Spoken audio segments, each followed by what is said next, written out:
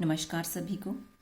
मैं पार्वती आपके अपने YouTube channel learning with passion में आपका हार्दिक स्वागत करती हूँ। जैसा कि आपको पता है कि मैं आपको हिंदी सब्जेक्ट के UGC net GRF assistant professor HTET TGT PGT या हिंदी का कोई भी स्क्रीनिंग का पेपर हो, चाहे वो NVS का हो चाहे KVS का हो, उन सभी के लिए मैं आपकी हिंदी की तैयारी करवा रही हूँ। और हम हिंदी सब्जेक्ट की क्रमवार तैयारी करेंगे। ऐसा नहीं है कि हम बीच बीच में से कभी कुछ पढ़ लिया कभी कुछ पढ़ लिया, ऐसा नहीं करेंगे, बल्कि हम क्रमवार अध्ययन करते हुए हम अपनी तैयारी को बेहतर बनाएंगे। तो अभी हम आदिकालीन साहित्य को पढ़ रहे हैं, तो चलिए आज की वीडियो हम शुरू करते हैं। आदिकाल का प्रथम कवि या हिंदी का प्रथम कवि किसे माना जाता है या किसने किस कवि को माना है, इससे संबंधित प्रश्न यूजीसी बहुत बार पूछती है, तो हमें इसको बहुत अच्छे से याद रखना है। तो साकृत्यायन ने यानी राहुल साकृत्यायन ने या नगेंद्र ने हिंदी का प्रथम कवि माना है सरहपा को, जो कि सर्वमान्य है। अगर यूँ पूछ लिया जाए पेपर में, प्रश्न ये ऐसे बन के आ जाए कि सरहपा को हिंदी का प्रथम कवि किसने माना, तो हमें याद रखना है राहुल साकृत्यायन और नगेंद्र ने माना है। या प्रश्न यूं बना के पूछ लिया जाए कि राहुल साकृत्यायन या नगेंद्र ने हिंदी का प्रथम कवि किसे माना, तो हमें याद रखना है सरहपा को माना है। फिर गणपति चंद्र गुप्त ने हिंदी का प्रथम कवि माना शालिभद्र सूरि को। तो प्रश्न ऐसे भी बना के पूछा जा सकता है कि शालिभद्र सूरि को हिंदी का प्रथम कवि किसने माना, तो हमें याद रखना है गणपति चंद्र गुप्त ने माना। फिर गणपति चंद्र गुप्त ने हिंदी की प्रथम रचना माना है भरतेश्वर बाहुबली रास, जिसका समय है 1184 ईस्वी। अगर ये पूछ लिया जाए कि भरतेश्वर बाहुबली रास को हिंदी की प्रथम रचना किसने माना, तो हमें याद रखना है गणपति चंद्र गुप्त ने माना। और अगर सर्वमान्य रूप से हिंदी की प्रथम रचना पूछ ली जाए, तो हमें याद रखना है श्रावकाचार है, जो देवसेन द्वारा रचित है, जिसका समय 933 ईस्वी है। और श्रावकाचार में 250 दोहों में श्रावक धर्म का वर्णन किया गया है। तो ये दोनों बातें हमें बहुत अच्छे से याद रखनी है कि अगर हिंदी की प्रथम रचना पूछ ली जाए तो हमें याद रखना है श्रावकाचार है, देवसेन द्वारा रचित। और अगर गणपति चंद्र गुप्त ने हिंदी की प्रथम रचना किसे माना, तो हमें याद रखना है भरतेश्वर बाहुबली रास को माना था। फिर है शिव सिंह सेंगर ने हिंदी का प्रथम कवि माना है पुष्य, पुण्य या पुण्ड कवि को। आचार्य रामचंद्र शुक्ल ने हिंदी का प्रथम कवि माना है चंद बरदाई को। हजारी प्रसाद द्विवेदी ने हिंदी का प्रथम कवि माना है पुष्पदंत को। और पुष्पदंत का समय हमें ध्यान रखना है 10वीं शताब्दी माना जाता है। रामकुमार वर्मा ने हिंदी का प्रथम कवि माना है स्वयंभू को, और स्वयंभू का समय है 8वीं शताब्दी। चंद्रधर शर्मा गुलेरी ने हिंदी का प्रथम कवि माना है मुंज कवि को, और मिश्र बंधु ने हिंदी का प्रथम कवि माना है चंद कवि को। तो ये प्रश्न किसी तरह से भी पूछा जा सकता है कि किस लेखक ने किस कवि को हिंदी का प्रथम कवि माना है, या जैसे स्वयंभू को हिंदी का प्रथम कवि किसने माना, तो हमें ध्यान रखना होगा रामकुमार वर्मा ने माना है। या रामकुमार वर्मा ने हिंदी का प्रथम कवि किसे माना, तो हमें याद रखना होगा स्वयंभू को माना है। तो इस तरह से प्रश्न दोनों तरफ से कैसे भी बना के पूछा जा सकता है, हमें दोनों तरफ से प्रश्न याद होना चाहिए। फिर है सिद्धों की संख्या 84 मानी राहुल साकृत्यायन ने। तो सिद्धों की संख्या कितनी है, अगर ये पूछा जाए तो हमें याद रखना है सिद्धों की संख्या 84 है। और सिद्धों की संख्या 84 किसने मानी, तो हमें याद रखना है राहुल साकृत्यायन ने मानी है। यह प्रश्न यूं भी पूछा जा सकता है कि राहुल साकृत्यायन ने सिद्धों की संख्या कितनी मानी, तो हमें ध्यान रखना है 84 मानी है। मिश्र बंधु ने हिंदी का प्रथम गद्य लेखक माना है गोरखनाथ को। तो ये हमें ध्यान रखना है कि मिश्र बंधु ने हिंदी का प्रथम गद्य लेखक किसे माना, तो हमें ध्यान रखना होगा गोरखनाथ को माना। यह प्रश्न ऐसे भी बना के पूछा जा सकता है कि मिश्र बंधुओं ने गोरखनाथ को क्या माना। हिंदी का प्रथम गद्य लेखक, हिंदी का प्रथम काव्य लेखक, हिंदी का प्रथम सामाजिक लेखक, या और कुछ भी पूछा जा सकता है। तुम्हें ध्यान रखना है कि मिश्र बंधुओं ने गोरखनाथ को हिंदी का प्रथम गद्य लेखक माना है। फिर आता है हिंदी की प्रथम रचना। जैसा कि भी मैंने आपको बताया कि हिंदी की प्रथम रचना या कृति पूछ लिया जाए तो श्रावकाचार है, जो देवसेन द्वारा रचित है। इसका समय 933 ईस्वी है और इसमें 250 दोहों में श्रावक धर्म का वर्णन किया गया है। फिर आता है रास काव्य परंपरा, कि रास काव्य परंपरा क्या होती है। पहले रास काव्य उन रचनाओं को कहा जाता था जिनमें रासक छंद की प्रधानता होती थी। मुख्यतः ये प्रेम प्रधान होते थे। तो जैसा कि जब रास काव्य परंपरा आरंभ हुई थी तब सिर्फ रास काव्य उन्हीं रचनाओं को ही माना जाता था जिनमें जो रासक छंद इस्तेमाल होता था। जिन रचनाओं में रासक छंद का इस्तेमाल हुआ था सिर्फ उन्हें ही रास काव्य परंपरा का ग्रंथ माना जाता था और ये मुख्यतः प्रेम प्रधान होते थे। लेकिन जैसे जैसे समय बदलता गया तो इसमें भी परिवर्तन आता गया और रास काव्य उन रचनाओं को कहा जाने लगा जिनमें किसी भी गेय छंद का प्रयोग किया गया।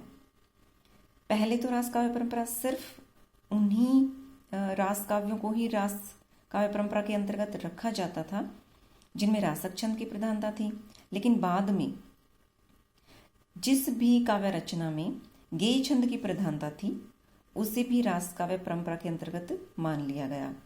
ये फिर वीर प्रधान भी रचनाएं इसमें की जाने लगी, तो ये हमें ध्यान रखना है। फिर है रासो काव्य परंपरा। यहाँ पर आता है कि गणपति चंद्रगुप्त ने रासो काव्य परंपरा को बांटा है दो भागों में।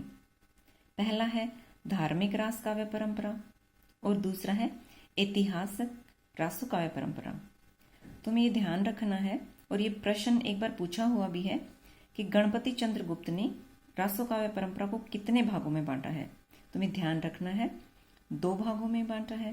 पहला धार्मिक रास काव्य परंपरा और दूसरा ऐतिहासिक रासो काव्य परंपरा। धार्मिक रास काव्य परंपरा में आता है कि जैन कवियों द्वारा लिखे गए ग्रंथ। तो जैन जो कवि थे, आदिकालीन साहित्य में जो जैन कवि थे जो अपभ्रंश में रचनाएं लिखते थे, तो जैन कवियों द्वारा जो लिखे गए ग्रंथ थे उन्हें धार्मिक रास काव्य परंपरा के अंतर्गत शामिल किया गया है। और जो चारण कवि थे उनके द्वारा जो वीर गाथात्मक ग्रंथ लिखे गए थे उन्हें ऐतिहासिक रासो काव्य परंपरा में स्थान दिया है गणपति चंद्र गुप्त ने। गणपति चंद्र गुप्त ने हिंदी का प्रथम रास काव्य माना है भरतेश्वर बाहुबली रास को, जो कि शालिभद्र सूरी की रचना है। तुम्हें ध्यान रखना है कि हिंदी का प्रथम रास काव्य गणपति चंद्र गुप्त ने किसे माना। तुम्हें ध्यान रखना है भरतेश्वर बाहुबली रास को माना है। और अगर ये प्रश्न पूछ लिया जाए कि भरतेश्वर बाहुबली रास रचना किसकी है तो शालिभद्र सूरी की है, ये हमें याद रखना है। फिर आता है मुनि जिन विजय और गणपति चंद्रगुप्त ने जैन साहित्य की रास परंपरा का प्रथम ग्रंथ माना है भरतेश्वर बाहुबली रास को। तो हमें ये भी ध्यान रखना है कि मुनि जिन विजय और गणपति चंद्रगुप्त इन्होंने भरतेश्वर बाहुबली रास को क्या माना है, जैन साहित्य की रास परंपरा का प्रथम ग्रंथ। और गणपति चंद्रगुप्त ने भरतेश्वर बाहुबली रास को क्या माना था, हिंदी का प्रथम रास काव्य माना है। तो ये थोड़ा बहुत शब्दों का हेर फेर है कि गणपति चंद्रगुप्त ने तो भरतेश्वर बाहुबली रास को माना है हिंदी का प्रथम रास काव्य, और मुनि जिन विजय और गणपति चंद्रगुप्त इनने माना है भरतेश्वर बाहुबली रास को जैन साहित्य की रास परंपरा का प्रथम ग्रंथ। तो बहुत हेर फेर से ऐसे प्रश्न बना के पूछे जा सकते हैं जो कि हमें बहुत ज़्यादा कंफ्यूज भी कर देते हैं, तो मैंने बहुत अच्छे से याद रखना है। जैन साहित्य का समय है 8वीं से 13वीं शताब्दी, ये हमें ध्यान रखना है। फिर पहले हम अध्ययन करते हैं धार्मिक रास काव्य परंपरा के ग्रंथ जो जैन कवियों के द्वारा लिखे गए थे या जिन्हें जैन साहित्य के अंतर्गत शामिल किया गया है, ये भी कहा जा सकता है। जैन कवियों द्वारा लिखे गए ग्रंथ हैं ये। तो पहला है बुद्धि रास, शालिभद्र सूरी ने लिखा है। फिर बुद्धि रासो, ये जलहण ने लिखा है, जो चंद्रप्रदाय के पुत्र थे। और चंद्रप्रदाय का हमें समय याद रखना है, 1168 ईस्वी है। चंदनबाला रास, ये आसगू की रचना है। और चंदनबाला रास का अगर समय पूछ लिया जाए तो हमें याद रखना है 1200 ईस्वी है। जीवदया रास, ये भी आसगू कवि की रचना है। फिर है स्थूलीभद्र रास, ये जिनी धर्म सूरी की रचना है। और स्थूलीभद्र रास का अगर समय पूछ लिया जाए तो ये 1209 ईस्वी माना जाता है। जिनी पदम सूरी रास, ये सारमूर्ति की रचना है। रेवंत गिरी रास, ये मुनि विजयसेन सूरी की रचना है। और रेवंत गिरी रास का अगर समय पूछ लिया जाए तो 1231 ईस्वी है। नेमिनाथ रास, ये सुमति गुणी ने लिखी है। नेमिनाथ रास का अगर समय पूछ लिया जाए तो हमें याद रखना है 1213 ईस्वी है। कच्छुली रास, ये प्रज्ञा तिलक की है। पंच पांडव चरित रास, ये शालिभद्र सूरी की रचना है। गौतम स्वामी रास, ये उदयवंत की है। और उपदेश रसायन रास, ये जिनीदत्त सूरी की रचना है। और उपदेश रसायन रास के बारे में एक बहुत महत्वपूर्ण बात हमें याद रखनी है, जो बार बार पेपर में पूछी भी जाती है, कि जैन रास काव्य परंपरा का या अपभ्रंश का प्रथम रास ग्रंथ अगर पूछ लिया जाए तो हमें याद रखना है उपदेश रसायन रास है। अगर जैन रास काव्य परंपरा का प्रथम ग्रंथ पूछ लिया जाए तो हमें याद रखना है उपदेश रसायन रास है। या यूं भी पूछा जा सकता है कि अपभ्रंश का प्रथम रास ग्रंथ कौन सा है, तो हमें ध्यान रखना है उपदेश रसायन रास है। क्योंकि जो जैन कवि थे वो अपभ्रंश में रचनाएं लिखते थे, तो इसलिए जैन साहित्य या अपभ्रंश इनको एक ही मिला के पूछा जा सकता है, तो हमें इसका बहुत गहराई से ध्यान रखना है। तो ये कुछ थे हमारे वो ग्रंथ जो धार्मिक रास काव्य परंपरा के अंतर्गत माने जाते हैं।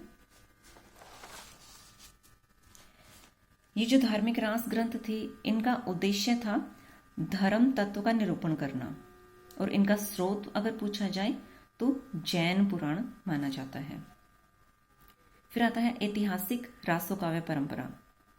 ऐतिहासिक रासो काव्य परंपरा में कौन से ग्रंथ आते हैं, तो इसका हम अध्ययन करते हैं। चारण कवियों द्वारा लिखे गए वीर गाथात्मक काव्य, जो ऐतिहासिक रासो काव्य परंपरा आती है, इसमें चारण या भाट जो कवि थे, इनके द्वारा जो वीर गाथात्मक काव्य लिखा गया था वो इसके अंतर्गत शामिल किया जाता है। क्योंकि जो चारण कवि थे ये अपने आश्रयदाता राजा के पास रहते थे और उस राजा की प्रशंसा में इन्होंने जो भी ग्रंथ लिखे थे वही रासो काव्य परंपरा के अंतर्गत आते हैं। उनकी वीरता का वर्णन किया, कहीं श्रृंगारिक वर्णन उन्होंने किया और इस तरह से वे राजा की प्रशंसा के पात्र बनते थे और राजा उन्हें मान सम्मान देते थे, अपने राज्य में रखते थे। तो इस तरह से उन्होंने अपने आश्रयदाता राजा की प्रशंसा में जो ग्रंथ लिखे, जो वीर गाथात्मक ग्रंथ लिखे, वो ऐतिहासिक रासो काव्य परंपरा के अंतर्गत आते हैं। ये राजाश्रित कवि थे। राजा की प्रशंसा करना इन ऐतिहासिक रासो काव्यों का प्रमुख प्रयोजन होता था। जैसे जो धार्मिक रास काव्य परंपरा के ग्रंथ थे उनका उद्देश्य था धर्म तत्व का निरूपण करना, और जो ऐतिहासिक रासो काव्य परंपरा के ग्रंथ थे इनका उद्देश्य था राजा की प्रशंसा करना। इन्होंने वीर और श्रृंगारस का वर्णन किया है।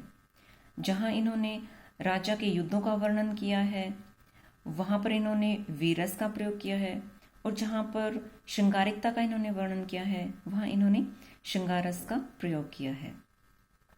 तो ऐतिहासिक रासो काव्य परंपरा में अगर रस की दृष्टि से पूछ लिया जाए कि कौन सा रस इन्होंने प्रयोग किया, तो हमें ध्यान रखना है वीर और श्रृंगार दोनों रसों का इन्होंने वर्णन किया था। फिर है ऐतिहासिक रासो काव्य परंपरा में कौन कौन सा काव्य आता है, तो ये हमें ध्यान रखना है कि ऐतिहासिक रासो काव्य परंपरा में चारण कवियों द्वारा लिखित वीर गाथात्मक काव्य आता है। चारण कवियों ने जो अपने आश्रयदाता राजा की वीरता की प्रशंसा में जो ग्रंथ लिखी, वो काव्य ऐतिहासिक रासो काव्य परंपरा के अंतर्गत आता है। दूसरा ये कि जिन ग्रंथों को आदिकालीन रासो काव्य परंपरा में स्थान दिया जा सकता है, इनके आदिकालीन जो रासो काव्य परंपरा थी, उस परंपरा के अंतर्गत जिन जिन ग्रंथों को स्थान दिया गया है, वो भी ग्रंथ इस काव्य परंपरा के अंतर्गत आते हैं। अब ऐतिहासिक रासो काव्य परंपरा के अंतर्गत कौन कौन से ग्रंथ आते हैं, हम उनका भी अध्ययन कर लेते हैं। ये पेपर की दृष्टि से बहुत महत्वपूर्ण है। आपको एक भी ग्रंथ को या किसी भी ग्रंथ की रचना समय को आपको बिल्कुल भी नहीं भूलना है, बहुत अच्छे से इसको याद करना है। यहाँ से हर बार यूजीसी प्रश्न जरूर पूछती है। तो पृथ्वीराज रासो जो है, इसके रचयिता है चंदवरदाई। तो पृथ्वीराज रासो का अगर समय पूछ लिया जाए तो 1155 ईस्वी है। कभी कभी ये मिलान में भी पूछ लिए जाते हैं प्रश्न कि आदिकालीन ग्रंथ दे दिए जाएंगे और सामने उनके सन लिखे हुए होते हैं, तो हमें उन्हें मिलान करना होता है। तो हमें ये बहुत अच्छे से याद रखना है कि पृथ्वीराज रासो का समय है 1155 ईस्वी, और अगर चंदवरदाई का समय पूछ लिया जाए तो 1168 ईस्वी है आचार्य रामचंद्र शुक्ल के अनुसार। तो हमें याद रखना है। फिर है बीसलदेव रासो। बीसलदेव रासो की रचना की है नरपति नाल्ह ने, और बीसलदेव रासो का समय पूछ लिया जाए तो 1155 ईस्वी है। फिर है परमाल रासो। परमाल रासो की रचना की है जगनिक ने, और परमाल रासो का समय अगर पूछ लिया जाए तो हमें याद रखना है 1230 ईस्वी माना जाता है, और अगर जगनिक का समय पूछ लिया जाए तो 1173 ईस्वी माना जाता है।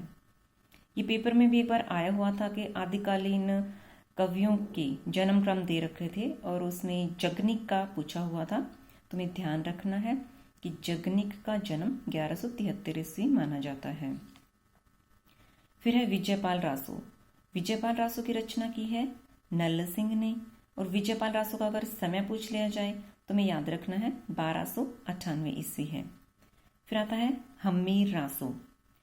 हम्मीर रासो के रचनाकार पूछा जाए तो शारंगधर है, और हम्मीर रासो का समय अगर पूछा जाए तो कहीं तो 1300 ईस्वी लिखा हुआ मिलता है, कहीं 1357 ईस्वी लिखा हुआ मिलता है। तो क्योंकि आदिकालीन जो ग्रंथ थे वो हमें प्रामाणिक रूप से उपलब्ध नहीं होते हैं, किसी ग्रंथ में उनका रचना समय कुछ माना जाता है, किसी ग्रंथ में उनका रचना समय कुछ और आता है। तो इस तरह से तिथियों को लेकर आदिकालीन साहित्य प्रामाणिक रूप से हमें कहीं से भी उपलब्ध नहीं होता है।